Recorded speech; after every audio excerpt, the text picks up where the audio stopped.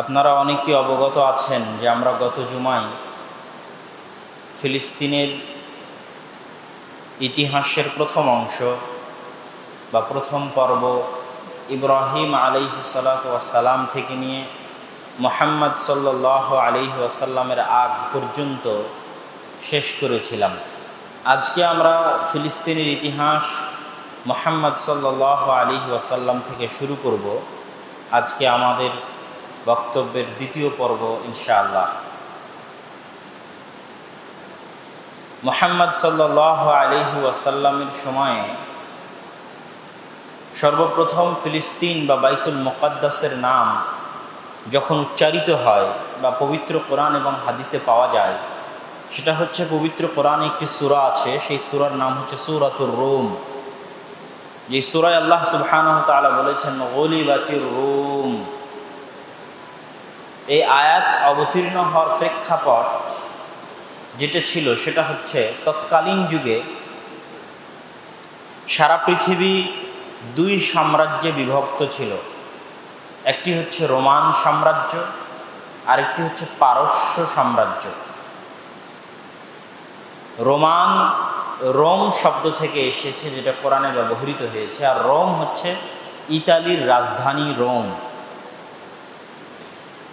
ইতালির রাজধানী রোম কেন্দ্রিক খ্রিস্টানদের যে একটা বলয়, যেটাকে আমরা এখন ইউরোপ নামে জানি, সেই ইউরোপকেই মূলত আরবিতে রোম বলা হয়। আর পারস্য সাম্রাজ্য হচ্ছে বর্তমান ইরান, যাকে আরবিতে ফোর্স বা ফারেস বলা হয়। সেই ফারেস থেকেই আমরা বলি পারস্য, পারসি, যারা ফার্সি ভাষায় কথা বলে। তো পারস্য সাম্রাজ্যের কেন্দ্র ছিল ইরান, আর রোমান সাম্রাজ্যের কেন্দ্র ছিল ইউরোপ। এই দুই বৃহৎ সাম্রাজ্যে পৃথিবী বিভক্ত ছিল। রোমানরা ছিল আহলুল কিতাব। আহলুল কিতাব মানে যাদের উপর আসমানি কিতাব অবতীর্ণ হয়েছে, যারা কোনো না কোনো নবীর উম্মত। তো রোমানরা ছিল খ্রিস্টান, ঈসা আলাইহিস সালাতু ওয়াস সালামের অনুসারী। অন্যদিকে পারস্য ছিল অগ্নিপূজক, আগুনের পূজারী তথা মুশরিক, আহলুল কিতাব নয়। তো আমরা গত জুমায় দেখেছি যে বাইতুল মুকাদ্দাস অতীতের যুগের সকল জাতি গোত্রের নিকট এবং সকল নবীর নিকট কতটা গুরুত্বপূর্ণ এবং কতটা ইতিহাসের ধারা পরিবর্তনকারী একটি জিনিস হচ্ছে বাইতুল মুকাদ্দাস বা জেরুজালেম। তো এই জেরুজালেম নিয়ে রোমান এবং পারস্যদের মধ্যে যুদ্ধ লেগেই থাকত।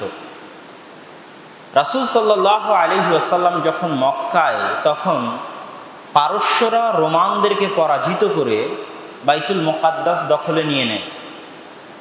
এই ঘটনায় মক্কার মুশরিকরা খুশি হয় আর মুসলমানেরা কষ্ট পায়। মুশরিকরা খুশি হয় এই জন্য যে পারস্যরা অগ্নিপূজক, তাদের সাথে তাদের মিল আছে, উভয়ই মুশরিক। আর মুসলমানেরা কষ্ট পায় এই জন্য যে খ্রিস্টানরা হচ্ছে আহলুল কিতাব, তাদের পরাজয়, আহলুল কিতাবদের পরাজয়। তথা মুহাম্মদ সাল্লাল্লাহু আলাইহি ওয়াসাল্লাম আসার আগ পর্যন্ত কেউ যদি দ্বীনে হক খুঁজতে চায়, তো দ্বীনে হক ছিল ঈসা আলাইহিস সালাতু ওয়াস সালামের দ্বীন। তো আহলুল কিতাবদের পরাজয়ে এবং মুশরিকদের বিজয়ে মক্কার মুশরিকরা খুশি হয় আর মক্কার মুসলমানেরা কষ্ট পায়।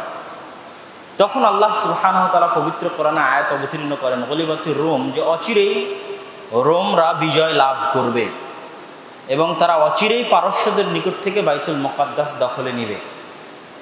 যেই বছরে মুহাম্মদ সাল্লাল্লাহু আলাইহি ওয়াসাল্লামের সাথে বদরের যুদ্ধ সংঘটিত হয়, ঠিক সেই বছরেই রোমানরা পারস্যদেরকে পরাজিত করে, আগের পরাজয়ের 8 থেকে 9 বছর পরে পারস্যদেরকে পরাজিত করে পুনরায় বাইতুল মুকাদ্দাস দখলে নেয়।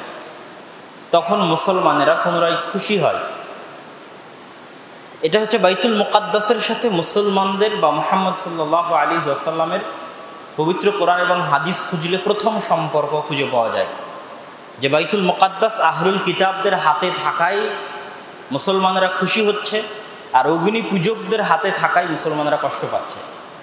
এখান থেকে আমাদের বর্তমান সময়ে একটা শিক্ষণীয় আছে, যেটা আমরা দেখি যে ফাতাহ এবং হামাস নিয়ে ফেসবুক, অনলাইন, ইউটিউব, টুইটারে অনেক তর্ক বিতর্ক, মতানৈক্য, মতভেদ।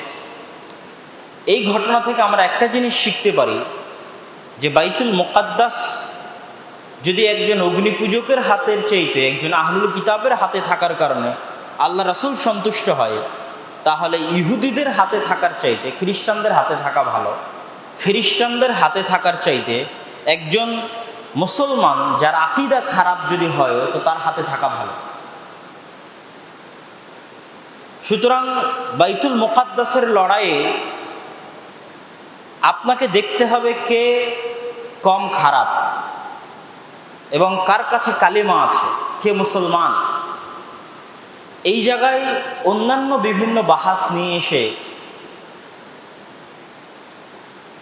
ইহুদিবাদী জায়নিস্টদেরকে সহযোগিতা করা বা মুসলমানদেরকে কষ্ট দেওয়া, এটা হচ্ছে নির্বুদ্ধিতার পরিচয়। এরপরে দ্বিতীয় যখন বাইতুল মুকাদ্দাসের নাম পবিত্র কোরআন এবং ইতিহাসের পাতায় দেখা যায়, সেটা হচ্ছে মেরাজের ঘটনা। মেরাজের ঘটনায় আল্লাহ সুবহানাহু ওয়া তাআলা পবিত্র কোরআন মাজিদে বলেছেন, সূরা ইসরা, যেটা পবিত্র কোরআনের একদম মাঝামাঝি 15তম পারায় শুরু হচ্ছে, সুবহানাল্লাযী আসরা বিআবদিহি লাইলাম মিনাল মাসজিদিল হারাম ইলাল মাসজিদিল আকসা। ওই সত্তার মহাপবিত্রতা যিনি তার বান্দাকে ভ্রমণ করিয়েছেন কাবা থেকে আল মসজিদ আল আকসা, মসজিদুল হারাম থেকে মসজিদুল আকসা পর্যন্ত। তার বান্দাকে ভ্রমণ করিয়েছেন কাবা থেকে বাইতুল মুকাদ্দাস পর্যন্ত। এখানে পবিত্র কোরআনে আল্লাহ সুবহানাহু ওয়া তাআলা সরাসরি বাইতুল মুকাদ্দাসের নাম উচ্চারণ করেছেন। এটাই হচ্ছে মেরাজের ঘটনা, যেটার বর্ণনা দিতে গিয়ে রাসূল সাল্লাল্লাহু আলাইহি ওয়াসাল্লাম বহু হাদিসে মেরাজের ঘটনার বর্ণনা পাওয়া যায়। তার মধ্যে যতটুকু আমাদের বাইতুল মুকাদ্দাসের সাথে সম্পৃক্ত আমরা শুধু ততটুকুই নিব। আবু যার গিফারী রাদিয়াল্লাহু তাআলা আনহু থেকে বর্ণিত, তিনি বলেন রাসূল সাল্লাল্লাহু আলাইহি ওয়াসাল্লাম বলেছেন, ফুরিজা আন সাকফি বাইতি, আমার বাড়ির ছাদ ফেড়ে জিবরাইল আসলেন, ওয়ানা বিমাক্কা, এমতো অবস্থায় আমি মক্কায় আছি। তারপর তিনি আমার সিনা চাক বুক কাটলেন এবং একটি স্বর্ণের পাত্রে জমজমের পানি দিয়ে তিনি আমার সিনা ধৌত করলেন। সুম্মা গাসালাহু বিমা'i জামজাম। তারপরে হিকমত এবং ঈমানে পরিপূর্ণ করে আমার আত্মাকে বা অন্তরকে পুনরায় স্থাপন করা হলো। ফাফরাগাহু ফি সদরি, আমার বুকের মধ্যে স্থাপন করা হলো। সুম্মা আখাযা বিয়াদি, তারপরে তিনি আমাকে নিয়ে চলতে শুরু করলেন। আনাস বিন মালিক রাদিয়াল্লাহু তাআলা আনহুর বর্ণনায় তার এই চলার বর্ণনাটা পাওয়া যায়। রাসূল সাল্লাল্লাহু আলাইহি ওয়াসাল্লাম বলেন, আমার নিকটে নিয়ে আসা হয়েছে বিল বোরাক, বোরাককে, হুয়া দাব্বাতুন ফাওকাল হিমার, যেটা ঘোড়ার চাইতে ছোট কিন্তু গাধার চাইতে একটু বড়। তার দৃষ্টিশক্তি তত দূর পর্যন্ত সে তার পা রাখে। ফারাকিবতুহু হাত্তা আতাইতু বাইতাল মাকদিস, আমি সেটাতে আরোহণ করলাম, আমাকে আরোহণ করতে বলা হলো। তারপরে আমি চলে আসলাম বাইতুল মাকদিসে। ফারাবাতুহু বিল হালাকাহ আল্লাতী তারবুতু বিহাল আম্বিয়া, আমি বোরাককে বাঁধলাম ওই জায়গার সাথে যেই জায়গায় আম্বিয়ায়ে কেরাম বাঁধতেন। কেননা অতীতের চলে যাওয়া সব অধিকাংশ নবীর স্মৃতি বিজড়িত হচ্ছে বাইতুল মুকাদ্দাস, যেটা আমরা গত জুমায় আলোচনা করেছি। তো যেখানে নবীরা তাদের বাহন বাঁধতেন, আমি সেখানে আমার এই বাহনটা বাঁধলাম। সুম্মা দাখালতু, তারপর আমি প্রবেশ করলাম মসজিদ আকসায়। ফাসাল্লাইতু বিরাকাতাইন, এবং সকল নবীকে সাথে করে নিয়ে 2 রাকাত সালাত আদায় করলাম। তাহলে ইসলামের ইতিহাসে দ্বিতীয়বার যখন বাইতুল মুকাদ্দাসের নাম আমরা দেখতে পাচ্ছি, তখন আল্লাহ রাসূল মক্কায়, আর সেটা হচ্ছে মেরাজের ঘটনা, যেটা আল্লাহ পবিত্র কোরআনেও বর্ণনা করেছে, যেটা রাসূল সাল্লাল্লাহু আলাইহি ওয়াসাল্লামের বিভিন্ন হাদিসেও পাওয়া যায়। তৃতীয়, ইসলামের ইতিহাসে রাসূল সাল্লাল্লাহু আলাইহি ওয়াসাল্লামের জীবদ্দশায় বাইতুল মুকাদ্দাসের আলোচনা। মেরাজ সম্পূর্ণ করে রাসূল সাল্লাল্লাহু আলাইহি ওয়াসাল্লাম যখন সালাত ফরজ করে নিয়ে ফিরে আসলেন, তখন মুসলমানেরা কাবায় থাকার পরেও, মক্কায় থাকার পরেও বা কাবার পাশে সালাত আদায় করার পরেও তারা সালাত আদায় করতে শুরু করলো বাইতুল মুকাদ্দাস মুখী হয়ে। আউয়াল কিবলাতিন, প্রথম কিবলা মুসলমানদের বাইতুল মুকাদ্দাস। অথচ সর্বশ্রেষ্ঠ ঘর কাবা। আউয়ালু বাইতিন উদিআ লিন-নাস বিবাক্কা, কোরআনের আয়াত। সর্বপ্রথম যে ঘর ইবাদতের জন্য তৈরি করা হয়েছে সেটা মক্কায়, সেটাই কাবা। এটাই সর্বশ্রেষ্ঠ, এতে কোনো সন্দেহ নাই। সর্বশ্রেষ্ঠ ঘরের পাশে থেকেও মুসলমানেরা সালাত আদায় করতেছে বাইতুল মুকাদ্দাস মুখী হয়ে। এখানে আরও একটি আশ্চর্যের বিষয় যে তৎকালীন জাহেলি আরব যুগে তারা তো মুশরিক, তারা কেউ আহলুল কিতাব নয়। তাদের কাছে আহলুল কিতাবদের গ্রন্থ বা বই পুস্তক সেইভাবে ছিল না। খ্রিস্টান বা ইহুদি ধর্মের প্রচার মক্কায় সেইভাবে ছিল না, তারা সবাই মুশরিক। তাদের কাছে জাহেলি যুগ থেকে সবচেয়ে সম্মানিত, সবচেয়ে গ্রহণযোগ্য, সবচেয়ে দামি ঘর হচ্ছে মক্কার কাবা। এবং কাফেররা পর্যন্ত সেখানে হজ করার জন্য যেত। তাহলে যেই পরিবেশে রাসূল সাল্লাল্লাহু আলাইহি ওয়াসাল্লাম বেড়ে উঠেছেন, সেই পরিবেশে বাইতুল মুকাদ্দাসের নাম শোনারই কথা নয়। যদি শুনেও থাকেন তো বাইতুল মুকাদ্দাসকে অত মূল্যায়ন করার কথা নয়, কেননা তার আশেপাশের সবাই কাবাকে সবচেয়ে বেশি মূল্যায়ন করে। তিনি নিজে কাবাকে সবচেয়ে বেশি মূল্যায়ন করেন, অথচ কাবার পাশে থেকে তিনি সালাত আদায় করতেছেন বাইতুল মুকাদ্দাস মুখে। এর মধ্যে হিজরত সংঘটিত হলো। রাসূল সাল্লাল্লাহু আলাইহি ওয়াসাল্লাম হিজরত করে এসে কুবায় সর্বপ্রথম মসজিদ তৈরি করলেন মদিনায়। সেই মসজিদটি নির্মিত হলো বাইতুল মুকাদ্দাস মুখী হয়ে, যেহেতু তখনও কিবলা বাইতুল মুকাদ্দাস। কিন্তু রাসূল সাল্লাল্লাহু আলাইহি ওয়াসাল্লামের মন চাইতো সবসময় যে তিনি কাবামুখী হয়ে সালাত আদায় করবেন, যেটা আল্লাহ সুবহানাহু ওয়া তাআলা পবিত্র কোরআনে বর্ণনা করেছেন সূরা বাকারার 144 নম্বর আয়াতে, যে কদ নারা তাকাল্লুবা ওয়াজহিকা ফিস সামা, আপনি বারবার আসমানের দিকে চান যে কোনো ওহী আসে কিনা কিবলা পরিবর্তনের, এটা আমি বুঝতে পারি। ফালানুওয়াল্লিয়ান্নাকা কিবলাতান তারদাহা, ওই কিবলাই আপনার জন্য নির্ধারণ করে দিলাম যে কিবলায় আপনি খুশি হন। ফাওয়াল্লি ওয়াজহাকা শাতরাল মসজিদিল হারাম, অতএব আজ থেকে আপনার মুখমণ্ডল ফিরিয়ে নিন কাবার দিকে। তো 16 থেকে 17 মাস মুসলমানেরা যেই কিবলামুখী হয়ে সালাত আদায় করেছে কাবার পাশেও এবং মদিনাতেও, এবং প্রথম নির্মিত মসজিদ নির্মিত হয়েছে বাইতুল মুকাদ্দাস মুখী হয়ে, সেটাই হচ্ছে জেরুজালেমের বাইতুল মুকাদ্দাস। তাহলে রাসূল সাল্লাল্লাহু আলাইহি ওয়াসাল্লামের জীবদ্দশাতে আমরা এটা তৃতীয় ঘটনা দেখলাম বাইতুল মুকাদ্দাস কেন্দ্রিক। এখানে একটা কথা আমি বলে রাখি যে কেন কিবলা বাইতুল মুকাদ্দাস মুখী করা হলো, এটা নিয়ে অনেক বিশ্লেষণ, অনেক আলোচনা হয়।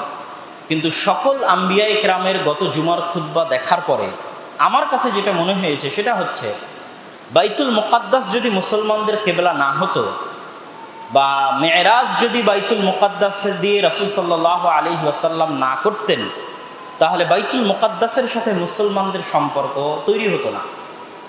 মুসলমানরা বিচ্ছিন্ন থাকতো বাইতুল মুকাদ্দাস থেকে। আর বাইতুল মুকাদ্দাস হচ্ছে অতীতে চলে যাওয়া সব নবী রাসূলের ইবাদতের স্থান।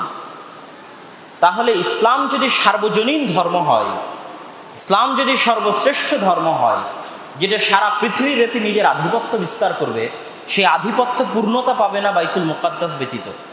কেন সারা পৃথিবী যদি আমার দখলে থাকে আর বাইতুল মুকাদ্দাস যদি ইহুদি নাসারার দখলে থাকে, তো ইহুদি নাসারার কোনো প্রবলেম নাই, কোনো কিছু যায় আসে না, সেটাতে ইসলামের শ্রেষ্ঠত্ব বুঝায় না। সারা আমেরিকা ইসলামের দখলে, সারা ইউরোপ ইসলামের দখলে, কিন্তু বাইতুল মুকাদ্দাস নাই, জেরুজালেম নাই, এটাতে ইসলামের শ্রেষ্ঠত্ব হয় না। কেননা ওই জেরুজালেমেই যদি শুধু ইহুদি খ্রিস্টানরা বসবাস করে, তো এটাই তাদের জন্য যথেষ্ট বলে তারা মনে করে। সুতরাং ইসলামের শ্রেষ্ঠত্ব প্রমাণের জন্য, সার্বজনীনতা এবং সারা পৃথিবীব্যাপী আধিপত্য বিস্তারের জন্য বাইতুল মুকাদ্দাসের প্রয়োজন রয়েছে, ছিল, আছে এবং থাকবে। ইব্রাহিম আলাইহিস সালাতু ওয়াস সালামের 2 সন্তান, দ্বীন ইব্রাহিম, এক সন্তান ইসমাইল আছেন কাবার পাশে, আরেক সন্তান ইসহাক আছেন বাইতুল মুকাদ্দাসের পাশে। ইসহাকের বংশধরের সবাই বাইতুল মুকাদ্দাস কেন্দ্রিক, আর ইসমাইলের বংশধরের সবাই কাবা কেন্দ্রিক। এখন উম্মতে মুহাম্মাদি যদি কাবাও তাদের দখলে থাকে, বাইতুল মুকাদ্দাসও দখলে থাকে, তাহলে দ্বীনে ইব্রাহিমের একচ্ছত্র প্রতিনিধিত্ব করার হকদার একমাত্র উম্মতে মুহাম্মাদির হয়ে দাঁড়াবে। তখন দ্বীনে ইব্রাহিমের কোনো কিছুর দাবি করার আর সুযোগ এই পৃথিবীর আর কারো থাকবে না। এই জন্য বাইতুল মুকাদ্দাসের গুরুত্ব চিরন্তন। এই জন্যই মূলত প্রথম কিবলা বাইতুল মুকাদ্দাসের দিকে, এটা আল্লাহর ইচ্ছা, আল্লাহর হিকমা। রাসূল সাল্লাল্লাহু আলাইহি ওয়াসাল্লামের মেরাজের যাত্রা শুরু বাইতুল মুকাদ্দাস থেকে। এবার আমরা আসি রাসূল সাল্লাল্লাহু আলাইহি ওয়াসাল্লামের জীবদ্দশায় বাইতুল মুকাদ্দাস কেন্দ্রিক চতুর্থ ঘটনা। এই চতুর্থ ঘটনায় আমরা দেখব যে বাইতুল মুকাদ্দাসে রাসূল সাল্লাল্লাহু আলাইহি ওয়াসাল্লামের নাম উচ্চারিত হচ্ছে, যেই ঘটনা পরবর্তীতে সুফিয়ান রাদিয়াল্লাহু তাআলা আনহু, যিনি তার প্রথম জীবদ্দশায় কাফের ছিলেন এবং পরবর্তীতে ইসলাম গ্রহণ করেছেন, তিনি বিস্তারিতভাবে সহিহ বুখারীর ওহী অধ্যায়ে এই আলোচনা পেশ করেছেন, যেখানে বাইতুল মুকাদ্দাসে রাসূল সাল্লাল্লাহু আলাইহি ওয়াসাল্লামের নাম উচ্চারিত হচ্ছে।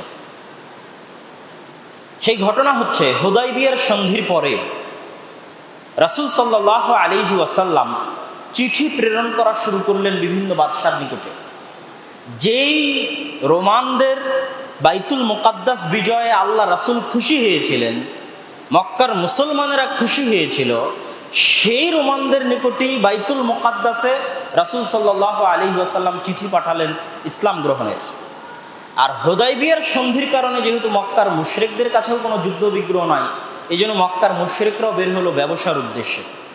ব্যবসার উদ্দেশ্যে বের হওয়া মক্কার মুশরিকদের কাফেলা সুফিয়ান রাদিয়াল্লাহু তাআলা আনহুর নেতৃত্বে যখন পৌঁছলো বাইতুল মুকাদ্দাসে বা বাইতুল মুকাদ্দাসের আশেপাশে, ঠিক সেই মুহূর্তে রাসূল সাল্লাল্লাহু আলাইহি ওয়াসাল্লামের চিঠি গিয়ে পৌঁছে রোমান বাদশাহ হিরাক্লিয়াসের নিকটে। রোমান বাদশার নিকটে যখন রাসূল সাল্লাল্লাহু আলাইহি ওয়াসাল্লামের চিঠি দেওয়া হয়, তখন তিনি বাইতুল মুকাদ্দাসে, সেটাকে তারা বলতো ইলিয়া। হাদিসে শব্দটা এসেছে ইলিয়া। ইলিয়া মানে হচ্ছে আল্লাহর ঘর, হিব্রু ভাষায় বাইতুল্লাহ, আল্লাহর ঘর। এই নামটা ইসহাক বা ইয়াকুব আলাইহি সালাতু ওয়াস সালাম দিয়েছিলেন বলে ঐতিহাসিকগণ ধারণা করেন। তো এখন যখন চিঠি গিয়ে পৌঁছলো রোমান বাদশার নিকটে, তখন তার নিকটে এই খবরও গেল যে আরব থেকে একদল মানুষ ব্যবসা করতে এসেছে। তখন তিনি এই চিঠি পড়ার আগেই তাদেরকে ডেকে পাঠালেন। এবার বিস্তারিত এখানে আলোচনা হচ্ছে হাদিসে ডেকে পাঠানোর পর।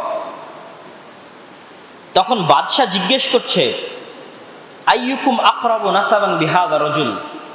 এই মক্কার কাফের মুশরিকদের যে ব্যবসায়ী গ্রুপ বাইতুল মুকাদ্দাসে তাদেরকে বাদশাহ ডেকে পাঠালো, তাদেরকে বাদশাহ জিজ্ঞেস করছে, আচ্ছা আমার নিকটে অমুকের চিঠি এসেছে, তার সবচেয়ে নিকটবর্তী তোমাদেরকে, তোমাদের মধ্যে ওই ব্যক্তি তথা মুহাম্মদ সাল্লাল্লাহু আলাইহি ওয়াসাল্লামের সবচেয়ে নিকটবর্তী কে? তখন সুফিয়ান বললেন রাদিয়াল্লাহু তাআলা আনহু যে আমি আকরাবুহুম নাসাবান, বংশগত দিক থেকে আমি তার সবচেয়ে নিকটবর্তী। তখন বাদশাহ বলল, উদনুহু মিন্নি, আমার নিকটে আসো, কাছে আসো। আকাররিবু আসহাবাহু ফাজআলুহুম ইনদা যাহরি সুম্মা ক্বালা লিতুরজুমানিহি কুল লাহুম ইন্নী সাইলুন আন হাযা রাজুল ফাইন কাযাবানি ফাকাযযিবুহু। সুফিয়ান রাদিয়াল্লাহু তাআলা আনহুকে কাছে নিয়ে তার আর যারা প্রতিনিধি ছিল, সাথে ব্যবসা করতে এসেছিল, তাদেরকে একটু দূরে রেখে, তার পিছনে রেখে তিনি তার দোভাষীকে বলছেন, ওদেরকে বলে দাও আমি এই ব্যক্তি তথা মুহাম্মদ সাল্লাল্লাহু আলাইহি ওয়াসাল্লাম সম্পর্কে সুফিয়ান তাকে জিজ্ঞেস করব, এ যদি মিথ্যা বলে তাহলে তোমরা যেন তাকে মিথ্যায়িত করো। ফাইন কাযাবানি, সুফিয়ান যদি মিথ্যা বলে তাহলে তোমরা যেন বলে দাও যে সুফিয়ান মিথ্যা বলছে।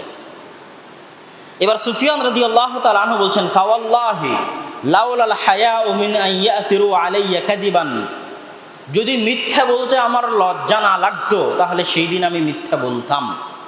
এটা সুফিয়ান রাদিয়াল্লাহু তাআলা, তখন তিনি কাফের, তখন তিনি কাফেরদের সর্দার এবং বহু যুদ্ধে তিনি আল্লাহ রাসূলের বিরুদ্ধে নেতৃত্ব দিয়েছেন। বদরের যুদ্ধে আবু জাহালের পাশে থেকেছেন, উহুদের যুদ্ধে নিজে নেতৃত্ব দিয়েছেন, খন্দকের যুদ্ধে নেতৃত্ব দিয়েছেন, বহু যুদ্ধে নেতৃত্ব দিয়েছেন। হুদাইবিয়ার সন্ধি তার মাধ্যমে হয়েছে আল্লাহ রাসূল এবং তার মুখোমুখিতে। তো বহু যুদ্ধে তিনি কাফেরদের সর্দার এবং মক্কার মুশরিকদের সর্দার। তিনি বলছেন যে আমি যদি মিথ্যা বলতে লজ্জা না পেতাম তাহলে সেই দিন মিথ্যা বলতাম।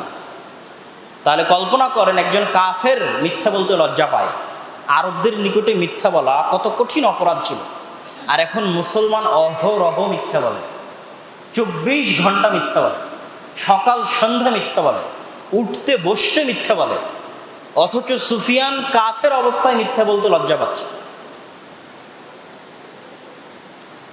তো প্রথম তাকে যে জিজ্ঞাসা করা হলো, সেই জিজ্ঞাসা হচ্ছে কাইফা নাসাবুহু ফীকুম, আচ্ছা এই ব্যক্তি যে নবুয়তের দাবি করছে তার নাসাব, তার বংশমর্যাদা তোমাদের মধ্যে কেমন?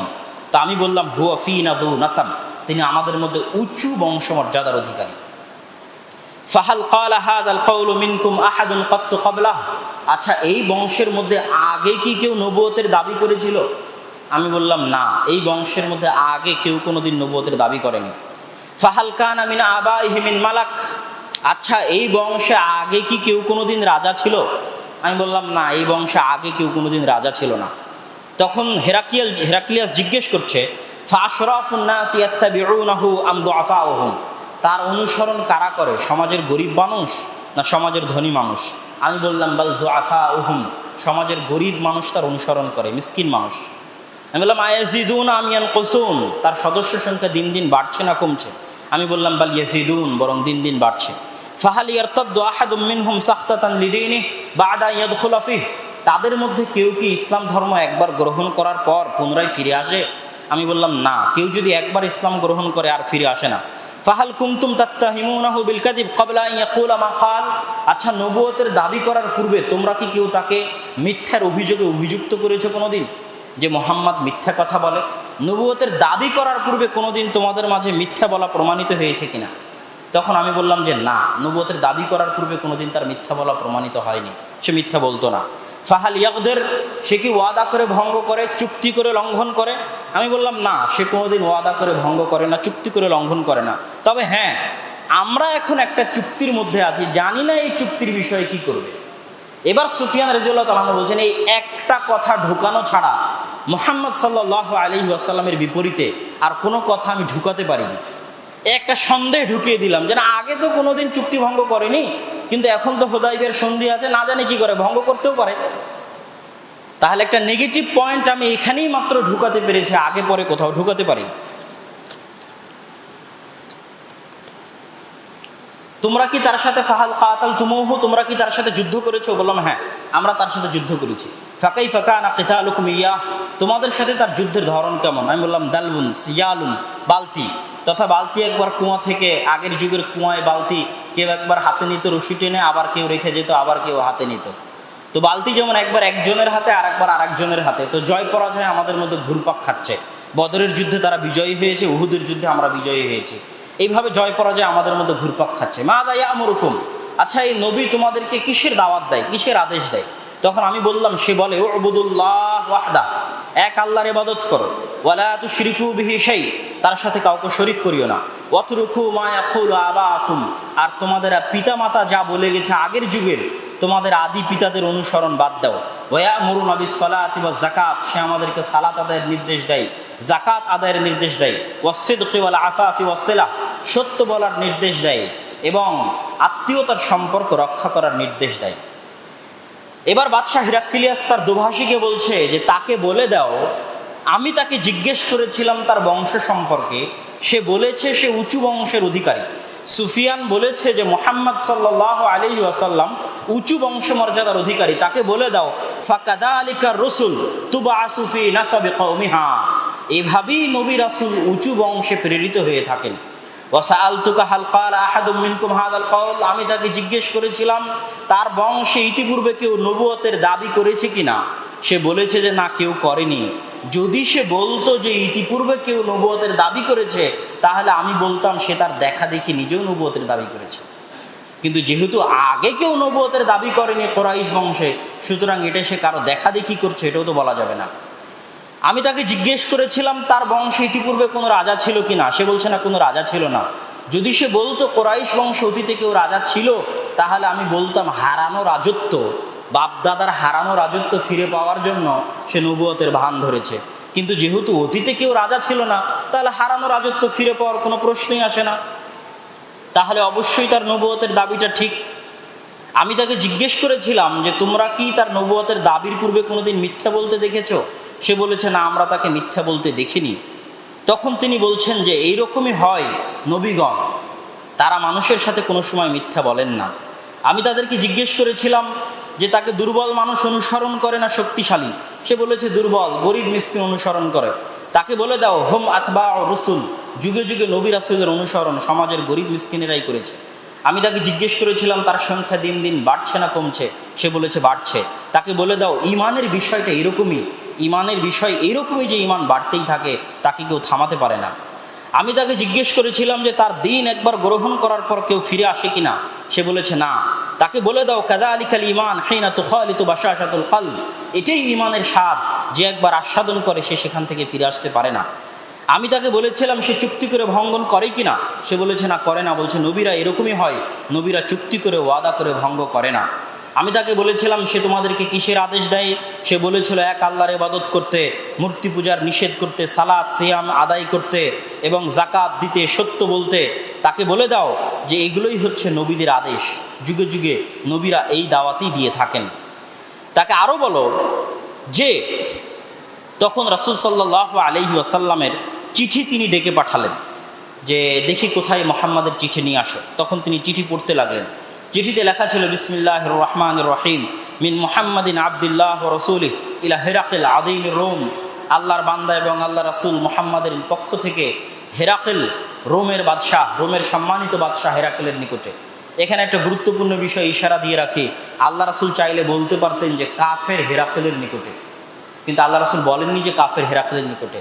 সর্বোচ্চ সম্মান দিয়ে বলেছেন যে আদিম আর রোম, মহামান্য রোমান সম্রাটের নিকটে। তথা দাওয়াত দিতে হয় ভদ্র ভাষায়, ভদ্রচিত এবং সম্মানের সাথে দাওয়াত দিতে হয়। সালামুন আলা মান ইত্তাবা আল হুদা, যারা হেদায়েতের অনুসরণ করে তাদের উপর সালাম। আম্মা বা'দ ফাইন্নী আদউকা বিদিআয়াতিল ইসলাম, আমি আপনাকে ইসলামের দাওয়াত দিচ্ছি। আসলিম তাসলাম, ইসলাম গ্রহণ করেন, নিরাপদে থাকবেন। আর যদি মুখ ফিরিয়ে নেন তাহলে পাপের ভাগীদার আপনি। তখন এবার হেরাকেল এই চিঠি পড়ার পর বলল, বলে দাও সে যা যা বলল সব যদি সত্য হয়ে থাকে, ফায়াসলামুকা মাউদিই কাদামাইয়া হাতাইন, একদিন আসবে যেই দিন আমার পায়ের নিচে যে মাটি আছে তথা বাইতুল মুকাদ্দাস, আমাদের আলোচনার বিষয় বাইতুল মুকাদ্দাস, আমার পায়ের নিচে যে মাটি আছে বাইতুল মুকাদ্দাস একদিন তার পদানত হবে, তার করতালগত হবে, সে একদিন তার অধীনস্থ হবে এই বাইতুল মুকাদ্দাস। এই ভবিষ্যৎবাণী বাদশাহ হিরাক্লিয়াস করে গেলেন। এটা আমরা রাসূল সাল্লাল্লাহু আলাইহি ওয়াসাল্লামের জীবদ্দশায় চতুর্থ ঘটনা দেখলাম। বাইতুল মুকাদ্দাসে আল্লাহ রাসূলের নাম উচ্চারিত হলো। বাইতুল মুকাদ্দাসের অধিকারী রোমান সম্রাট হিরাক্লিয়াস, সে এখানে কেন এসেছিল? ওই যে পারস্যদের কাছ থেকে বিজয় লাভ করে, রোমানরা যখন বিজয় লাভ করলো তখন কুস্তুনতুনিয়া তথা তুরস্কের বর্তমান ইস্তাম্বুল থেকে পায়ে হেঁটে হজ করার জন্য বাইতুল মুকাদ্দাসে এসেছে। খ্রিস্টানরা হজ করার জন্য বাইতুল মুকাদ্দাসে আসতো। হিরাক্লিয়াস কুস্তুনতুনিয়া থেকে পায়ে হেঁটে এসেছে। সেই সময় আল্লাহ রাসূলের চিঠি তার নিকটে গেছে বাইতুল মুকাদ্দাসে। তাহলে আমার পায়ের নিচে যেই মাটি আছে এই মাটি মুহাম্মদ সাল্লাল্লাহু আলাইহি ওয়াসাল্লামের অধীনস্থ হবে। এবার আমরা দেখব রাসূল সাল্লাল্লাহু আলাইহি ওয়াসাল্লামের জীবদ্দশাতে দুইটা বড় যুদ্ধ রাসূল সাল্লাল্লাহু আলাইহি ওয়াসাল্লাম পরিচালনা করেছেন বাইতুল মুকাদ্দাস বা শাম বা ফিলিস্তিন বিজয় করার জন্য। তার মধ্যে একটা বিখ্যাত যুদ্ধ হচ্ছে মুতার যুদ্ধ। আপনারা গুগল ম্যাপে যদি মুতা লিখে সার্চ দেন তাহলে দেখবেন জর্ডানের ডেড সির এক পারে মুতা আর আরেক পারে হচ্ছে ফিলিস্তিন বা জেরুজালেম। দুটোর দূরত্ব 100 থেকে 120 কিলোমিটারের বেশি হবে না। তথা মুতার যুদ্ধ সাহাবীরা যেখানে লড়াই করেছিলেন রাসূল সাল্লাল্লাহু আলাইহি ওয়াসাল্লামের জীবদ্দশায়, সেটা বাইতুল মুকাদ্দাসের অতি নিকটে। এবং এই লড়াইয়ে রাসূল সাল্লাল্লাহু, এটা ছিল বাইতুল মুকাদ্দাস বিজয় করার জন্য মুসলমানদের প্রথম যুদ্ধ। মুসলমানদের ইতিহাসে আল্লাহ রাসূলের জীবদ্দশায় বাইতুল মুকাদ্দাস বিজয় করার জন্য প্রথম যুদ্ধ। যুদ্ধটা হয়েছিল রাসূল সাল্লাল্লাহু আলাইহি ওয়াসাল্লাম বসরার বাদশাহ, যে রোমান সম্রাট হিরাক্লিয়াসের অধীনে গভর্নর দায়িত্ব পালন করত, তার নাম হচ্ছে শুরাহবিল ইবনে আমর আল গাসসানি। তার নিকটে আল্লাহ রাসূল চিঠি পাঠিয়েছিলেন ইসলামের দাওয়াত দিয়ে। সে আল্লাহ রাসূলের দূতকে হত্যা করেছিল। আর এটা নিয়ম হচ্ছে দূতকে হত্যা করা হয় না। আল্লাহ রাসূল কোনো সময় দূতকে হত্যা করেননি। পৃথিবীতে নিয়ম এটা যে দূতকে হত্যা করতে হয় না। যখন দূতকে সে হত্যা করলো তখন রাসূল সাল্লাল্লাহু আলাইহি ওয়াসাল্লাম প্রচণ্ড ক্ষিপ্ত হলেন এবং অত্যন্ত দুর্বল শক্তির অধিকারী হওয়ার পরেও, অত্যন্ত দুর্বল সাম্রাজ্যের অধিকারী হওয়ার পরেও তিনি রোমানদের বিরুদ্ধে সেনাবাহিনী প্রেরণ করলেন। আর সেই সেনাবাহিনীর সংখ্যা ছিল মাত্র 3000। রাসূল সাল্লাল্লাহু আলাইহি ওয়াসাল্লাম তার সেনাপতি নির্ধারণ করে দিলেন। রাসূল সাল্লাল্লাহু আলাইহি ওয়াসাল্লাম এইভাবে সেনাপতি নির্ধারণ করে দিলেন যে শোনো, প্রথমে দায়িত্ব পালন করবে যায়েদ বিন হারেসা, তারপরে দায়িত্ব পালন করবে জাফর, তারপরে দায়িত্ব পালন করবে আব্দুল্লাহ বিন রাওয়াহা। এখান থেকে বোঝা যাচ্ছে যে যখন আল্লাহ রাসূল 3 জন সেনাপতি নির্ধারণ করলেন তথা তারা অনেকেই মারা যাবেন বা আগের দুইজন অন্তত পক্ষে মারা যাবেন, এটা তারা বুঝেই নিয়েছেন। যায়েদ বিন হারেসা বুঝেই নিয়েছেন যে এই যুদ্ধে তার মৃত্যু হবে, এবং জাফর ইবনে আবি তালেব বুঝেই নিয়েছেন যে এই যুদ্ধে তার মৃত্যু হবে। তো ফিলিস্তিনের মাটিতে ঝরা একজন মুসলমানের রক্তের প্রতিশোধ নিতে, যে একজনকে আল্লাহ রাসূল দূত হিসেবে পাঠিয়েছিলেন, ওই রক্ত ফিলিস্তিনের মাটিতে ঝরেছিল। ফিলিস্তিনের মাটিতে ঝরা একজন মুসলমানের রক্তের প্রতিশোধ নিতে রাসূল সাল্লাল্লাহু আলাইহি ওয়াসাল্লাম দুর্বল সাম্রাজ্যের অধিকারী হওয়ার পরও তার সেনাবাহিনী রওনা করে দিলেন। মুতার যুদ্ধে মুসলমানরা এক ভয়ঙ্কর যুদ্ধে লিপ্ত হলো। তাদের বিপরীতে প্রায় 1 লক্ষ রোমান সৈন্যবাহিনী ছিল, আর মুসলমানরা ছিল মাত্র 3000। 3000 মানুষ হাতে গোনা যায়, আর কোথায় 1 লক্ষ সেনাবাহিনীর বিপরীতে 3000 মুসলমানের এই অসম যুদ্ধে। এবং আগে থেকে আমি বলে এসেছি গত জুমার খুতবাতেও, যে যখন মুসা আলাইহিস সালাতু ওয়াস সালামের উপর বাইতুল মুকাদ্দাস বিজয়ের নির্দেশ আসলো, তখনও সেটা ছিল অসম যুদ্ধ। যখন জালুতকে পরাজিত করে দাউদ এবং তালুতের উপর বাইতুল মুকাদ্দাস বিজয়ের নির্দেশ আসলো, তখনও সেটা ছিল অসম যুদ্ধ, যেটা আমরা আরও সামনে দেখতে থাকব, যে ইসলামের ইতিহাসে বাইতুল মুকাদ্দাস কেন্দ্রিক প্রত্যেকটা যুদ্ধ ছিল অসম যুদ্ধ। প্রথমে যায়েদ বিন হারেসা মারা গেলেন, তারপরে জাফর ইবনে আবি তালেব মারা গেলেন, তারপরে আব্দুল্লাহ বিন রওয়াহাও মারা গেলেন।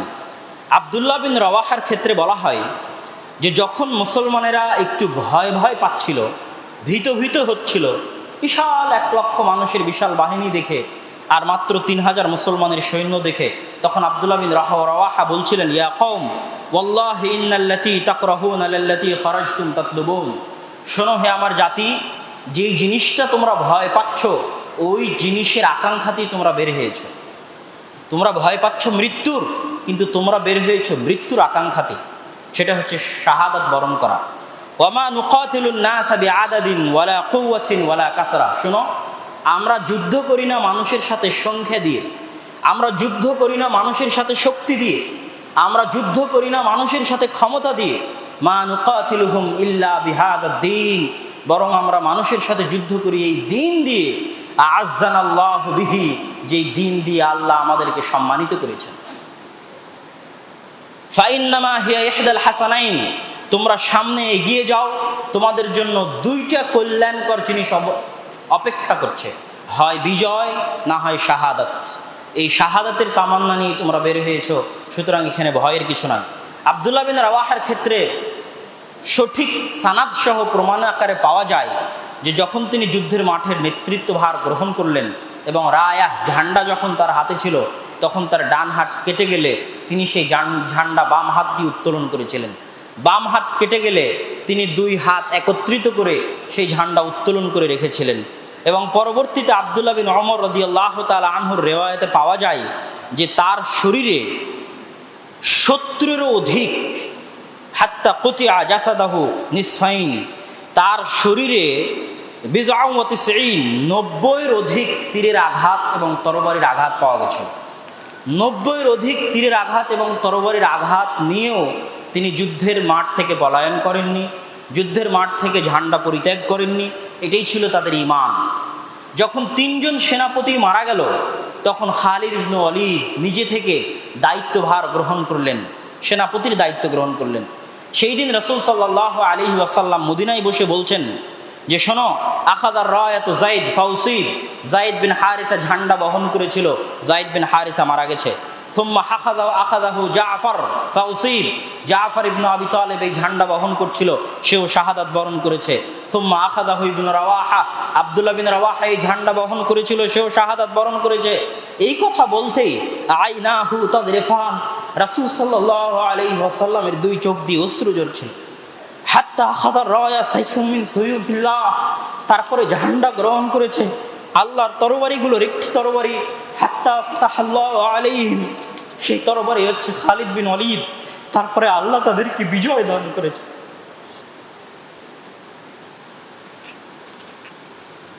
বাইতুল মুকাদ্দাস বিজয়ের জন্য মুসলমানদের মুহাম্মদ সাল্লাল্লাহু আলাইহি ওয়াসাল্লামের জীবদ্দশায় 2য় যুদ্ধ ছিল তাবুকের যুদ্ধ।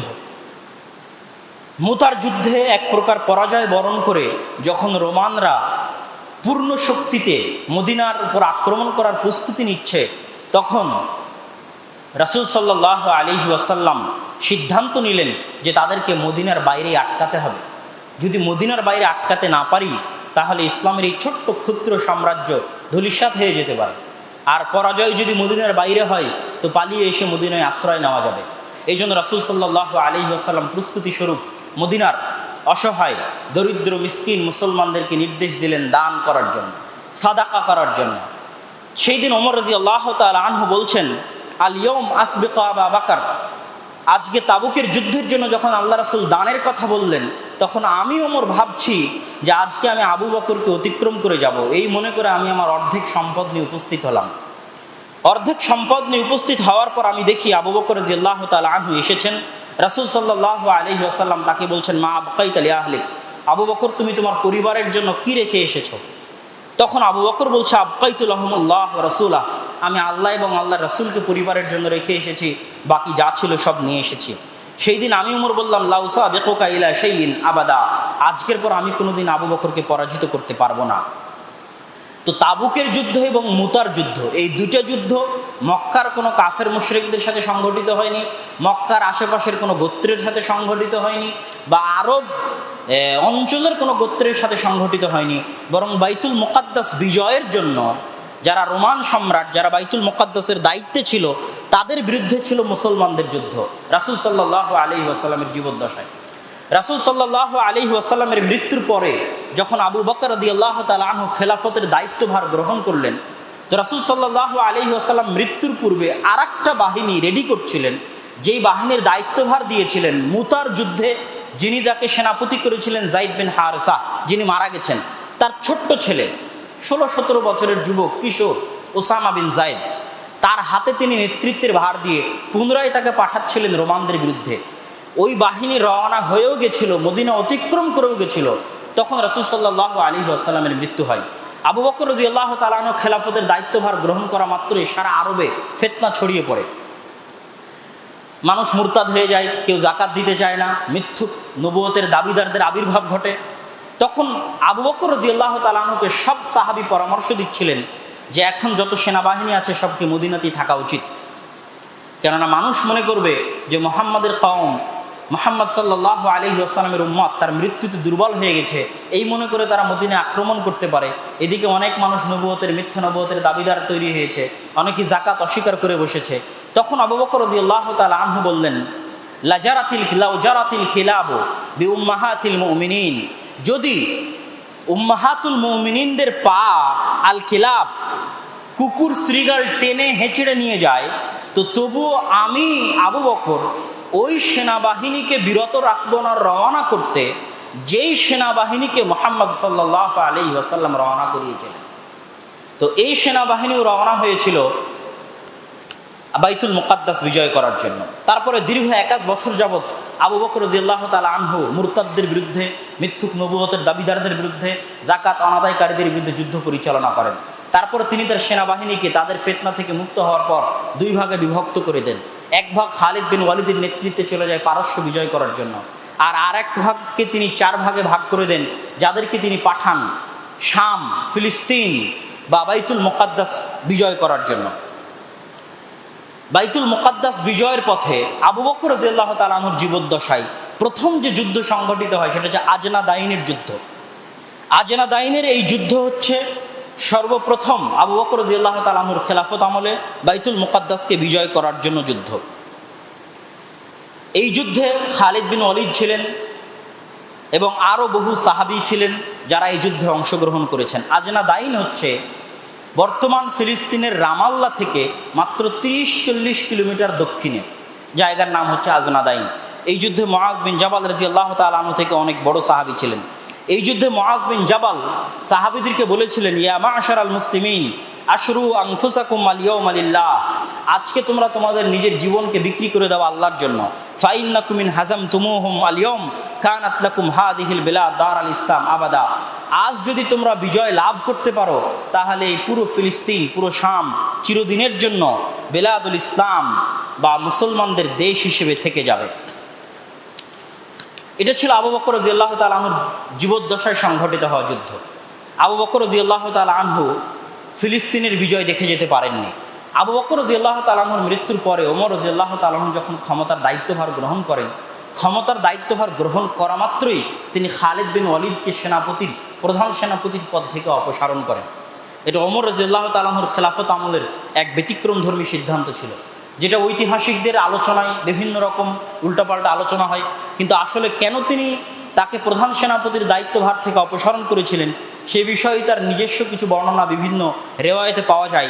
ওমর রাদিয়াল্লাহু তাআলা আনহু বলছেন, ওয়াল্লাহি ইন্নী লামা আযিলহু আন সাখাতিহি ওয়ালা খিয়ানা, আমি খালিদ বিন ওয়ালিদকে তার কোনো ভুলের কারণে অপসারণ করিনি। ওয়ালাকিন্নী রাআইতু, বরং আমি দেখছি, আন্নান নাস ক্বাদ ফুতিনু বিহি ফাখাশাইতু আন ইউওয়াক্কিলু ইলাইহি, আমি দেখছি যে মানুষ মনে করে বসতেছে যে খালিদ বিন ওয়ালিদ থাকলেই যুদ্ধে বিজয় হয়, আর খালিদ বিন ওয়ালিদ যদি না থাকে তাহলে যুদ্ধে বিজয় হবে না। আমি মানুষের এই আকিদাকে নষ্ট করার জন্য, ধ্বংস করার জন্য আমি মূলত খালিদ বিন ওয়ালিদকে প্রধান সেনাপতির পদ থেকে অপসারণ করেছি, যাতে মানুষ বুঝে যে বিজয় আসে আল্লাহর পক্ষ থেকে, কোনো ব্যক্তির কারণে নয়, বিজয় সংখ্যাধিক্যের কারণে নয়, শক্তি ক্ষমতার কারণে নয়, বরং ইখলাস এবং ঈমানের কারণে। এবং ঠিকই খালিদ বিন ওয়ালিদের অপসারণের পরে যখন আবু উবাইদা ইবনুল জাররাহকে প্রধান সেনাপতির দায়িত্ব দেওয়া হলো, তখন তার নেতৃত্বে বাইসানের যে যুদ্ধ সংঘটিত হয়েছিল, এই যুদ্ধে মুসলমানেরা বিজয় লাভ করেছিলেন। আর এই যুদ্ধে খালিদ বিন ওয়ালিদ একজন সাধারণ সেনা হিসেবে আবু উবাইদা ইবনুল জাররাহের অধীনে সেই দিন তিনি যুদ্ধ করেছিলেন। এবার আমরা দেখব বাইতুল মুকাদ্দাস বিজয়ের সর্বশেষ এবং সবচেয়ে বড় যুদ্ধ। বাইতুল মুকাদ্দাস বিজয়ে সর্বশেষ, কেননা কিছুক্ষণ পরে আমরা দেখব ওমর রাদিয়াল্লাহু তাআলা আনহু বাইতুল মুকাদ্দাস বিজয় করবেন। বাইতুল মুকাদ্দাস বিজয়ের সর্বশেষ এবং সবচেয়ে বড় এবং সবচেয়ে ভয়ঙ্করতম যুদ্ধ, সেই যুদ্ধ হচ্ছে ইয়ারমুকের যুদ্ধ। রোমান সম্রাট হেরাক্লিয়াস আন্তাকিয়া বা এন্টাকি, যেটা তুরস্ক এবং সিরিয়ার সীমান্তবর্তী অঞ্চলে এখনও আছে, গুগল ম্যাপে সার্চ দিলে এখনও দেখা যাবে, সেখানে বসে সে পরিকল্পনা করতে থাকলো যে এই যে মুসলমানেরা পারস্য এবং রোমানদের বিরুদ্ধে অব্যাহত যুদ্ধ চালিয়ে যাচ্ছে, এবং আজনাদাইনের যুদ্ধে যে তাদের পরাজয় হয়েছে, বাইসানের যুদ্ধে তাদের পরাজয় হয়েছে, এটার প্রতিশোধ নেওয়ার জন্য, ভয়ঙ্করতম প্রতিশোধ নেওয়ার জন্য সে রওনা করলো। এবং তার সাথে ছিল 2 লক্ষের বেশি সেনাবাহিনী। 2 লক্ষের বেশি সেনাবাহিনীর মাঝে মুসলমানদের ছিল মাত্র 30,000 সেনাবাহিনী, আর মুসলমানদের প্রধান সেনাপতির দায়িত্বে ছিলেন আবু উবাইদা ইবনুল জাররাহ। তিনি 2 লক্ষের অধিক বিশাল রোমান সেনাবাহিনী দেখে ওমর রাদিয়াল্লাহু তাআলা আনহুর নিকটে চিঠি লিখলেন। তার চিঠির বাক্য ইতিহাসের পাতায় এভাবে আছে যে আল আজাল ইয়া আমিরুল মুমিনিন বির রিজাল বাদার রিজাল, হে আমিরুল মুমিনিন, 2 লক্ষের অধিক সেনাবাহিনীর সদস্য নিয়ে রোমান সম্রাট এগিয়ে আসতেছে, আপনি মদিনা থেকে সাহায্য পাঠান, সেনাবাহিনী পাঠান। ওয়া ইল্লা ফাহতাসিব আনফুসাল মুসলিমিনা ইনহুম আকামু, না হলে দুইটার একটা ঘটবে, হয় মুসলমানেরা যুদ্ধে টিকে থাকবে, যদি টিকে থাকে তাহলে সবাই মারা যাবে, আর না হয় মুসলমানেরা যুদ্ধের মাঠ থেকে পালিয়ে যাবে, যদি পালিয়ে যায় তাহলে তারা তাদের দিনকে অস্বীকার করে বসবে, অতএব আপনি সাহায্য পাঠান। ওমর রাদিয়াল্লাহু তাআলা আনহু সাহায্য না পাঠিয়ে পাল্টা চিঠি পাঠালেন। পাল্টা চিঠিতে ওমর রাদিয়াল্লাহু তাআলা আনহু লিখলেন, লা তুহাওয়িলান্নাকুম কাসরাতা মা জাআ মিনহুম, তোমাদেরকে যেন ভীত সন্ত্রস্ত করতে না পারে রোমানদের সংখ্যাধিক্য।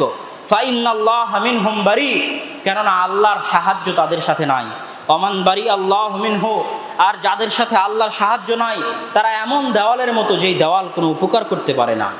ওয়ালা তাওহাশাকা কিল্লাতাল মুমিনিন, আর মুমিনিনদের সংখ্যার স্বল্পতা তোমাকে যেন ভীত সন্ত্রস্ত না করে। ফাইন্নাল্লাহা মাআক, কেননা আল্লাহ তোমার সাথে আছে। ওয়ালাইসা কালিলান মান কানা আল্লাহু আযজা ওয়া জাল্লা মাআ, আর যার সাথে আল্লাহ সুবহানাহু ওয়া তাআলা থাকে তারা সংখ্যায় অল্প হতে পারে না।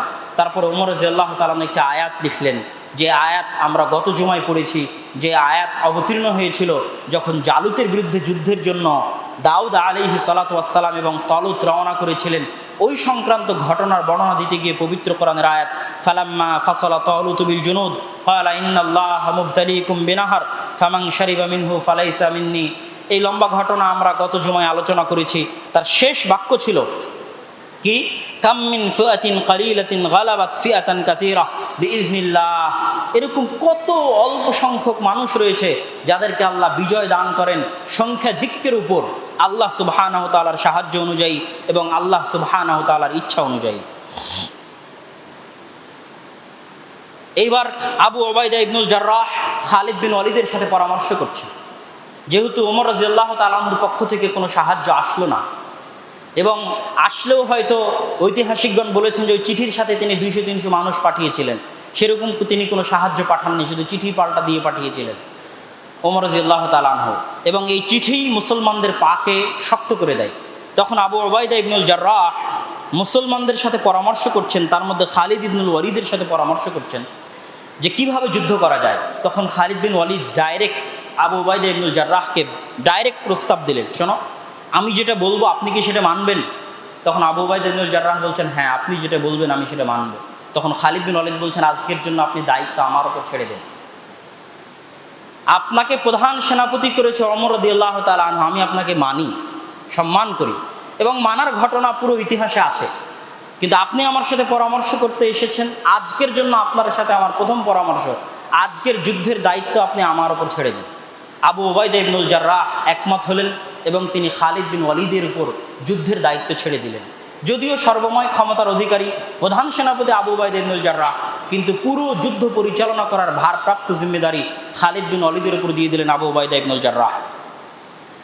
সেই দিন খালিদ বিন ওয়ালিদ মুসলমানদেরকে বলেছিলেন, আরা ওয়াল্লাহি ইন কুন্না নুকাতাল বিল কাসরা ওয়াল আদাদহুম আকসার মিন্না ওয়া আকা মিন্না ওয়া মা লানা বিহিম ইদান তাকা ওয়া ইন্না নুকাতিলুহুম বিল্লাহি ওয়া বিল্লাহ। শোনো, আমরা মানুষদের সাথে যুদ্ধ করি না সংখ্যাধিক্য দিয়ে, শক্তি দিয়ে, ক্ষমতা দিয়ে, বরং আমরা মানুষের সাথে যুদ্ধ করি বিল্লাহ বিল্লাহ, আল্লাহকে দিয়ে। ফামা আরা আন্না জামাআতাহুম ওয়ালাউ কানু আহলাল আরদি জামিআ আন্নাহা তাগনি আনহুম শাইআ। যদি রোমানের 2 লক্ষর জায়গায় সারা পৃথিবীর সব মানুষ একত্রিত হয়, তো আমি খালিদ বিন ওয়ালিদ পরোয়া করি না সারা পৃথিবীর সব মানুষ একত্রিত হয়ে গেলে, যতক্ষণ আল্লাহ সুবহানাহু ওয়া তাআলা আমাদের সাথে আছে। সেই দিন ইয়ারমুকের যুদ্ধে বাইতুল মুকাদ্দাস বিজয়ের সবচেয়ে ভয়ঙ্কর যুদ্ধ সংঘটিত হয়েছিল।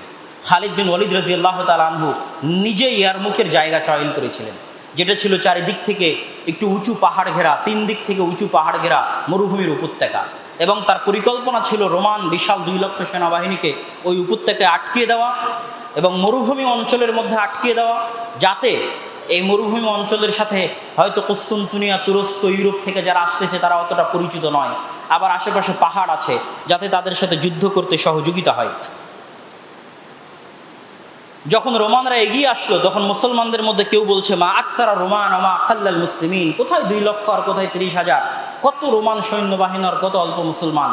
তখন খালিদ বিন ওয়ালিদ আবার মুসলমানদেরকে বললেন, তোমরা বলো মা আকসারাল মুসলিমিন ওমা আকাল্লা রোমান, যে কত সংখ্যাধিক্য মুসলমানদের আর কত অল্প সংখ্যক রোমান। কেননা ওয়াল্লাহি লা নুনসার ইল্লা বিল্লাহি আযজা ওয়া জাল, কেননা আমরা জয়লাভ করতে পারবো না আল্লাহ সুবহানাহু ওয়া তাআলার সাহায্য ছাড়া। এইভাবে ইয়ারমুকের যুদ্ধে মুসলমানরা বিজয় লাভ করে, আর এটাই ছিল বাইতুল মুকাদ্দাস বিজয়ের সর্বশেষ যুদ্ধ। এই যুদ্ধে মুসলমানদের বিজয়ের মাধ্যমে পুনরায় মুসলমানরা ওই যে আবু বকর রাদিয়াল্লাহু তাআলা আনহু 4টে সেনাবাহিনী পাঠিয়েছিলেন ফিলিস্তিনের জন্য, ওই 4 ভাগে ভাগ হয়ে যায়, এবং ইয়ারমুকের যুদ্ধের পরে কেউ জর্ডান বিজয়ের জন্য বের হয়ে যায়, কেউ দামেস্ক বিজয়ের জন্য বের হয়ে যায়, কেউ ফিলিস্তিনের যে অঞ্চলগুলো আছে গাজা, ইয়াফা, হাইফা, তেল আবিব, এই অঞ্চলগুলো বিজয়ের জন্য বের হয়ে যায়। আর ফিলিস্তিনের এই অঞ্চলগুলো বিজয়ের জন্য বের হন আমর ইবনুল আস রাদিয়াল্লাহু তাআলা আনহু। আমর ইবনুল আস রাদিয়াল্লাহু তাআলা আনহু এই বাইতুল মুকাদ্দাসের 4 দিক থেকে তিনি মুসলমানদের সকল শহর, সকল এলাকা দখল করে ফেলেন। শুধু বাকি থাকছে বাইতুল মুকাদ্দাস, আল কুদস। যখন শুধু আল কুদস বাকি, তখন আমর ইবনুল আস রওনা দিলেন আল কুদসের দিকে। জেরুজালেমকে 4 দিক থেকে তিনি দখল করে ফেলেছেন, এখন তিনি কুদসের দিকে রওনা দিলেন। কুদসের দিকে রওনা দেওয়ার বিশাল ঘটনা আছে, সেই লম্বা ঘটনায় আমরা না গিয়ে আজকে যেহেতু ওমর রাদিয়াল্লাহু তাআলা আনহু কর্তৃক বাইতুল মুকাদ্দাস বিজয়ের ঘটনা বলে শেষ করব। তো জেরুজালেম তখন ছিল রোমানদের সবচেয়ে শক্তিশালী দুর্গ, সবচেয়ে কেন্দ্রস্থল। সেটা যখন তিনি কাছে গেলেন, কাছে যাওয়ার পর তিনি চিঠি লিখে পাঠালেন আবু উবাইদা ইবনুল জাররাহের নিকটে, যে এখানে একাই আমার পক্ষে বিজয় লাভ করা সম্ভব নয়, আপনি আসেন। তখন আবু উবাইদা ইবনুল জাররাহ আরও 3 দিকে যারা যুদ্ধ করছিলেন তাদেরকেও ডেকে পাঠালেন। তখন বাইতুল মুকাদ্দাসের চারিপাশে যত মানুষ জমা হয়েছিল মুসলমানদের পক্ষ থেকে, তার মধ্যে শুধু 4000 সাহাবী ছিল। এত সাহাবী কোনো যুদ্ধে অংশগ্রহণ করেছে তাই ইতিহাসের পাতায় পাওয়া যায় না। 4000 সাহাবী বাইতুল মুকাদ্দাসের চারপাশে জমা হয়েছে। বাইতুল মুকাদ্দাসকে ঘিরে ধরেছেন। বাইতুল মুকাদ্দাসকে ঘিরে ধরার পর যখন ভেতরে যে পাদ্রী আছে সেই পাদ্রী সিদ্ধান্তহীনতায় ভুগছে যে সে কী করবে। সিদ্ধান্তহীনতায় ভুগতে যখন আবু উবাইদা ইবনুল জাররাহ আসেন তখন মুসলমানেরা তাকবীর দিচ্ছিল। মুসলমানদের তাকবীর ধ্বনিতে পাদ্রী ভিতর থেকে বের হয়ে এসে দেখলো যে কে এসেছে, দেখে আবু উবাইদা ইবনুল জাররাহ। তখন সে তার হাতে থাকা তাওরাত বা ইনজিলের সাথে মিলিয়ে দেখে যে বাইতুল মুকাদ্দাস যার বিজয় করার কথা সে তো এ নয়। তখন আবার সে বাইতুল মুকাদ্দাসের ভিতরে ফিরে গিয়ে বলছে, তোমরা শান্ত থাকো, যার হাতে বাইতুল মুকাদ্দাস বিজয় হওয়ার কথা সে এখনো আসেনি, অতএব কোনো চিন্তা নাই। কিন্তু খাদ্যের সংকটের কারণে, পানির সংকটের কারণে পাদ্রী আবার বের হয়ে এসে আমর ইবনুল আসের সাথে কথা বলতে চায়। আমর ইবনুল আসের সাথে কথা বলতে বলতে মদিনায় বসে থাকা ওমর রাদিয়াল্লাহু তাআলা আনহুর বৈশিষ্ট্যের আলোচনা আসে। যখন ওমর রাদিয়াল্লাহু তাআলা আনহুর বৈশিষ্ট্য পাদ্রী শুনে তখন পাদ্রী বলে, হ্যাঁ এই তো সে যার হাতে বাইতুল মুকাদ্দাস বিজয় হবে, আমাদের কিতাবে লেখা আছে। তাহলে এক চুক্তিতে এক শর্তে আমরা বাইতুল মুকাদ্দাস তোমাদের হাতে দিতে পারি, সেটা হচ্ছে খলিফাতুল মুসলিমিন আমিরুল মুমিনিন ওমর রাদিয়াল্লাহু তাআলা আনহুকে বাইতুল মুকাদ্দাসে উপস্থিত হওয়া লাগবে। তাহলে বাইতুল মুকাদ্দাসে 4 খলিফার দ্বিতীয় খলিফা ওমর রাদিয়াল্লাহু তাআলা আনহু উপস্থিত হচ্ছেন। আবু উবাইদা ইবনুল জাররাহ চিঠি লিখে পাঠালেন। ওমর রাদিয়াল্লাহু তাআলা আনহু বলছেন, না আতি, আমি আসছি বাইতুল মুকাদ্দাসের উদ্দেশ্যে। ওমর রাদিয়াল্লাহু তাআলা আনহু অর্ধ শতাব্দীর খলিফা হওয়ার পরও মদিনা থেকে মাত্র, এটা ইবনু আসাকিরের তারিখে সহিহ সূত্রে প্রমাণ পাওয়া যায়, কাল্পনিক ঘটনা নয়, বাস্তব ঘটনা। মদিনা থেকে মাত্র একটা বাহন, একটা উট আর তার সাথে একজন গোলাম নিয়ে তিনি রওনা হলেন। তার পরনে ছিল তালি লাগানো ছিটে ফাটা জামা। অর্ধ শতাব্দীর খলিফা, আর গোলামের সাথে তার চুক্তি ছিল এই লম্বা রাস্তায় 1000 কিলোমিটার রাস্তা, 1000 কিলোমিটারের বেশি। আপনি মদিনা থেকে সার্চ দিয়ে বাইতুল মুকাদ্দাস পর্যন্ত দেখবেন 1000 কিলোমিটারের বেশি রাস্তা। অর্ধেক রাস্তা আমি বহন করব, তারপরে আবার তুমি, তারপরে আবার আমি, তারপরে আবার তুমি। এইভাবে ওমর রাদিয়াল্লাহু তাআলা আনহু গোলামের সাথে এই চুক্তিতে আবদ্ধ হয়ে আসলেন। যেই মুহূর্তে দামেস্ক গেট, এখনও জেরুজালেমের দামেস্ক গেট আছে, দামেস্ক গেট দিয়ে ওমর রাদিয়াল্লাহু তাআলা আনহু নিকটবর্তী এসে গেছেন, কাছে এসে গেছেন, তখন তার পালি ছিল উটের রশি ধরে টানা, আর উটের উপর বসেছিল গোলাম। আবু উবাইদা ইবনুল জাররাহ নিজে অনেক বড় পরহেজগার, অনেক বড় তাকওয়াবান এবং অনেক বড় আল্লাহ ভীরু মানুষ হওয়ার পরেও আবু উবাইদা ইবনুল জাররাহের অন্তরে কষ্ট হলো। কি কষ্ট হলো? যে এই এত বড় ফিলিস্তিনের অধিবাসী, জেরুজালেমের অধিবাসীরা কি মনে করবে যে মুসলমানদের বাদশাহ এরকম এত ছিটেফাটা জামা পরে, পুরো শরীর ধুলোয় মলিন, বৃত্তিহীন মাটিতে মলিন অবস্থায় আসতেছে। এটা তার অন্তরে কষ্ট দিল। তিনি কাছে গিয়ে ওমর রাদিয়াল্লাহু তাআলা আনহুকে বলছেন, ওমর রাদিয়াল্লাহু তাআলা আনহু, আপনি এটা কি পোশাক পরে এসেছেন? ইয়ানজুরু ইলাইনা রোমান নাজরাতা কিল্লা, রোমানরা আমাদেরকে ছোট চোখে দেখতেছে, নিচু চোখে দেখতেছে, আপনি কিভাবে এখানে এসেছেন? তখন ওমর রাদিয়াল্লাহু তাআলা আনহু বলছেন, লাউ কানা গায়রু ক্বালাহা, হে আবু উবাইদা ইবনুল জাররাহ, আজকের এই কথা তুমি না বলে যদি অন্য কেউ বলতো তাহলে মানাতো। কুন্না কওমান আযিল্লাহ, আমরা ছিলাম অপমানিত জাতি, আমাদের কোনো মান সম্মান ছিল না, মুশরিক ছিলাম, সমাজে অগ্রহণযোগ্য ছিলাম, আমাদের কোনো ক্ষমতা ছিল না, আমাদের কোনো দাপট ছিল না। ফাআজ্জানাল্লাহু আযজা ওয়া জাল্লা বিল ইসলাম, আল্লাহ আমাদেরকে ইসলাম দিয়ে সম্মানিত করেছেন, আল্লাহ আমাদেরকে ইসলাম দিয়ে ক্ষমতা দিয়েছেন, আল্লাহ আমাদেরকে ইসলাম দিয়ে সাহায্য দিয়েছেন। ওয়া মাহমাবতাগাইনাল ইজ্জা ফি গায়রিহি আযাল্লানাল্লাহু আযজা ওয়া জাল্লা, ইসলাম ব্যতীত অন্য কিছু যদি আমরা খুঁজতে যাই, অন্য কিছুর যদি আমরা অনুসরণ করতে যাই, পুনরায় আল্লাহ আমাদেরকে অপমানিত করে দিবেন। ওমর রাদিয়াল্লাহু তাআলা আনহুর এই বাক্য স্বর্ণাক্ষরে লিখে রাখার মতো। বাইতুল মুকাদ্দাস বিজয় হলো। বিজয় হওয়ার পর আমি সংক্ষেপে শেষ করে দিচ্ছি। ওমর রাদিয়াল্লাহু তাআলা আনহুর সাথে চুক্তি হলো। সেই চুক্তির এখনও সেই চুক্তিনামাটা, লিখিত চুক্তিনামাটা ফিলিস্তিনের যে কেয়ামা কানিসা আছে, কেয়ামা গির্জা আছে, সেই কেয়ামা গির্জায় এখনও সংরক্ষিত আকারে আছে। সেই চুক্তিতে লেখা আছে, হাদা মা আতা আব্দুল্লাহ, এটা আল্লাহর বান্দা ওমর, তিনি নিজেকে ওখানে বড় কোনো লকবে সম্বোধন করেননি। আল্লাহর বান্দা ওমর আহলা ইলিয়া বাইতুল মুকাদ্দাসের অধিবাসীকে দিচ্ছে মিনাল আমান, নিরাপত্তা, আমান আনফুসিহিম ওয়া আমওয়ালিহিম, বাইতুল মুকাদ্দাসের খ্রিস্টান যত অধিবাসী আছে সকলের জান, মাল, ধন, সম্পদ নিরাপদ। যদিও আমরা মুসলমানেরা আমাদের আকীদা খ্রিস্টানদের আকীদার বিরোধী, কেননা মুসলমানদের কোরআনে লেখা আছে ওমা কাতালুহু ওমা সালাবুহু ওয়ালাকিন শুব্বিহা লাহুম, মুসলমানেরা বিশ্বাস করে ঈসা আলাইহিস সালামকে হত্যা করা হয়নি, তাকে আসমানে উঠিয়ে নেওয়া হয়েছে। আর খ্রিস্টানরা বিশ্বাস করে তাকে হত্যা করা হয়েছে। এই বিরোধিতার পরও আতাহুম আমানান লিআনফুসিহিম ওয়া আমওয়ালিহিম, তাদেরকে আমি নিরাপত্তা দিচ্ছি। লা ইউকরাহুনা আলা দীনিহিম, ইসলাম গ্রহণ করার জন্য জবরদস্তি করানো হবে না। ওয়ালা ইউদাররা আহাদুম মিনহুম, কাউকে কোনো ক্ষতি করা হবে না। ওয়ালা ইয়াসকুনু বিইলিয়া মাআহুম আহাদুম মিনাল ইয়াহুদ, আর এই বাইতুল মুকাদ্দাসে তাদের সাথে কোনো ইহুদি বসবাস করতে পারবে না। এ আবার আজীব চুক্তিতে এখনো লেখা আছে। এই কথা কোথায় থেকে আসলো? এটা ওমর রাদিয়াল্লাহু তাআলা নিজে থেকে যোগ করেননি, এটা পাদ্রীর দাবি ছিল যে আপনি চুক্তিতে এই জিনিসগুলো যোগ করেন। তার মধ্যে এই বাক্যটা যোগ করতে ওমর রাদিয়াল্লাহু তাআলাকে বাধ্য করা হয় যে এই জেরুজালেমে কোনো ইহুদি বসবাস করতে পারবে। এবং নিকট অতীতেও ইহুদিদের উপর সবচেয়ে অত্যাচার, সবচেয়ে জুলুম, সবচেয়ে অপমান অপদস্থ মূলত খ্রিস্টানদের হাতেই হয়েছে। আপনারা হিটলারের কথা জানেন, 60 লক্ষ ইহুদিকে সে হত্যা, সে খ্রিস্টান ছিল। কেননা খ্রিস্টানরা ইহুদিদেরকে সহ্য করতে পারত না। তাহলে আজকে আমেরিকা এবং ইউরোপ ওমর রাদিয়াল্লাহু তাআলার সাথে করা চুক্তি ভঙ্গ করেছে। আজকে তারা বাইতুল মুকাদ্দাসে ইহুদিদেরকে বসবাস করতে দিচ্ছে, অথচ তারা ওমর রাদিয়াল্লাহু তাআলার সাথে এই চুক্তি এখনও আছে ফিলিস্তিনের কিয়ামা গির্জার মধ্যে, যে ওমর রাদিয়াল্লাহু তাআলার সাথে তারা চুক্তি করেছিল এখানে কোনো ইহুদি বসবাস করতে পারবে না। ওমর রাদিয়াল্লাহু তাআলা চুক্তি কমপ্লিট করার পর পাদ্রীকে বললেন, পাদ্রী তাকে কিয়ামা গির্জায় নিয়ে গেল। তখনও তারা খুব সম্মান করত, এখনও সম্মান করত। সেই গির্জায় ঢোকার পর পাদ্রী ওমর রাদিয়াল্লাহু তাআলা আনহুকে বললেন যে আপনি এখানে সালাত আদায় করেন। ওমর রাদিয়াল্লাহু তাআলা বললেন, না, আমি যদি এখানে সালাত আদায় করি তাহলে আমার পরবর্তীতে যে সমস্ত মুসলমানেরা আসবে তারা বলবে ওমর রাদিয়াল্লাহু তাআলা এখানে সালাত আদায় করেছিলেন, অতএব এটাকে মসজিদ বানিয়ে দাও। তখন আপনার এই গির্জা টিকবে না, আপনার গির্জা মসজিদ হয়ে যাবে। তখন ওমর রাদিয়াল্লাহু তাআলা সেখানে সালাত আদায় করলেন না, এখনও সেই গির্জা আছে। যদি আসলে ওমর রাদিয়াল্লাহু তাআলা ওখানে সালাত আদায় করতেন তাহলে আসলে পরবর্তীতে কোনোদিন মুসলমানেরা সেটাকে মসজিদ বানিয়ে দিত।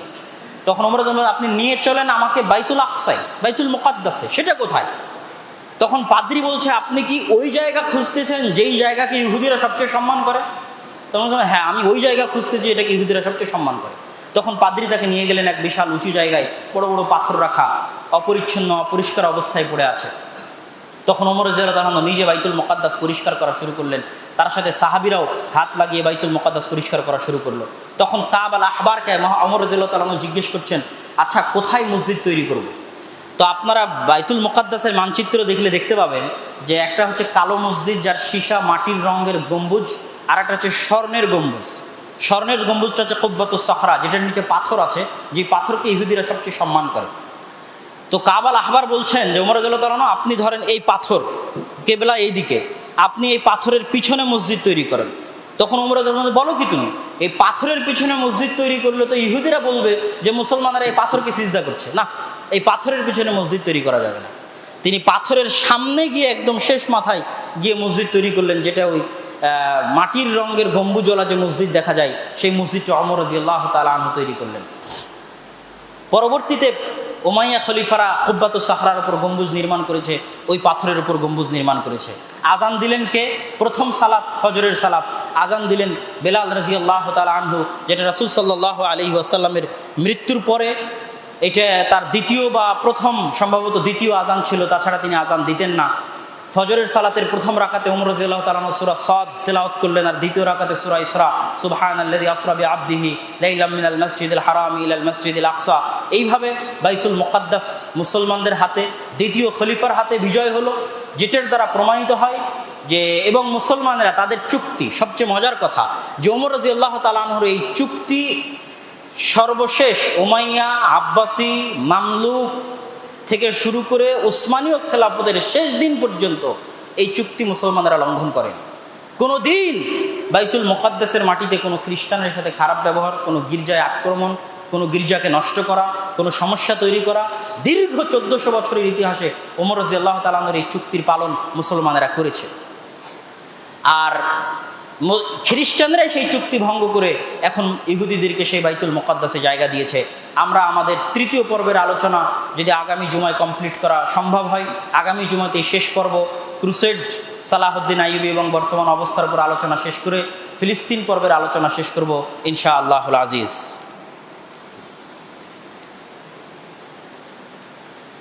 الحمد لله وحده والصلاة والسلام على من لا نبي بعده يا أيها الذين آمنوا صلوا عليه وسلموا تسليما اللهم صل على محمد وعلى آل محمد كما صليت على إبراهيم وعلى آل إبراهيم إنك حميد مجيد اللهم بارك على محمد وعلى آل محمد كما باركت على إبراهيم وعلى آل إبراهيم إنك حميد مجيد ربنا ظلمنا أنفسنا وإن لم تغفر لنا وترحمنا لنكونن من الخاسرين ربنا آتنا في الدنيا حسنة وفي الآخرة حسنة وقنا عذاب النار رب ارحمهما كما ربياني صغيرا رب ارحمهما كما ربياني صغيرا رب ارحمهما كما ربياني صغيرا اللهم انصر المظلومين المسلمين المجاهدين في فلسطين